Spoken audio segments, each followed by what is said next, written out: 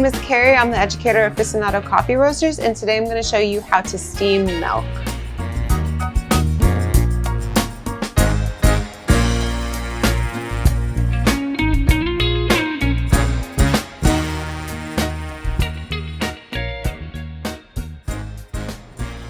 So now we're going to steam milk. Select the appropriate pitcher size. We have different sizes here. Go for whichever makes sense for your drink. So a smaller drink like a cortado, macchiato, in a smaller pitcher, and a larger drink in a slightly larger pitcher. When I fill the pitcher with milk, I want to go to just below the pour spout area here. If I go much lower, such as if I wanted to steam milk for macchiato in this bigger pitcher, I would probably burn the milk if I put too little milk in. So that's why I want to go to right around here. If I go too high, as I steam the milk, I'm also adding a lot of texture and volume, and I don't want it to overflow. Position the steam wand so it's easy to reach. And if you have any kind of rubber grabber here, use that because this is going to heat up and you don't want to burn yourself. Confirm that there's no milk in it from before. This is called purging. When I steam milk, I want to have this tip near to the surface. A common mistake is that it's too deep and you'll hear a high-pitched noise. So if you hear that, just bring your pitcher down a little bit. So I'm going to hold this with my less dominant hand and turn on with my dominant. Keep it near to the surface. Stay here longer for a cappuccino. I can see that it's already increasing in volume. And when you have enough volume, you can go ahead and dip this down deeper. Off when it gets up to temperature. Give it a little tap and swirl. This time I'm going to steam milk for a latte. Start the same way by making sure that there's no milk left in the wand.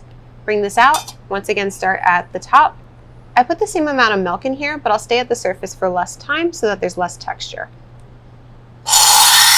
Turn on. I'm only at the top for a small amount of time and then sink down sooner. For a flat white, do this even sooner. I'm just confirming that it's up to temperature and off. I know that it is hot enough when it's too hot to comfortably keep my hand on the side, and I definitely don't want to go above 160 Fahrenheit.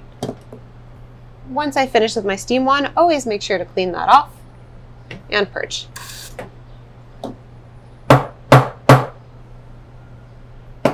So here are my two milks. I started with the same amount inside, but you can see that this one for cappuccino, where I stayed at the surface longer, has a higher volume and slightly larger bubbles. This one is more of a microfoam. If I take a spoon, you can see that this one is significantly thicker than my latte style.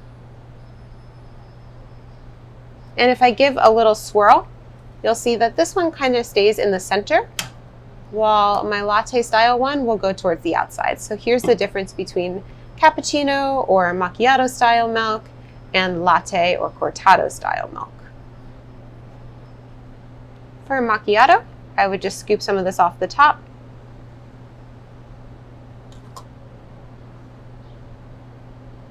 And serve. For cappuccino, I would pour this into my drink. There are different styles of pitchers. Besides the size of the pitcher, you can also get pitchers that are a little bit better for latte art. So you can notice on this one how it curves a little differently. This holds back your milk, so it's a little easier if you want to really get in the artistry of latte art.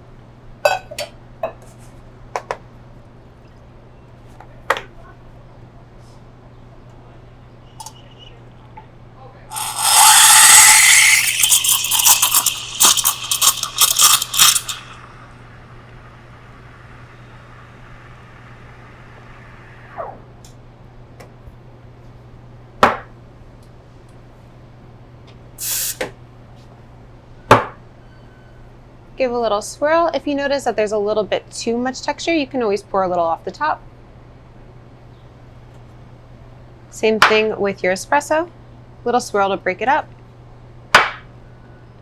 Start high for your latte art, and then close to the surface if you want to draw anything on, and pull through.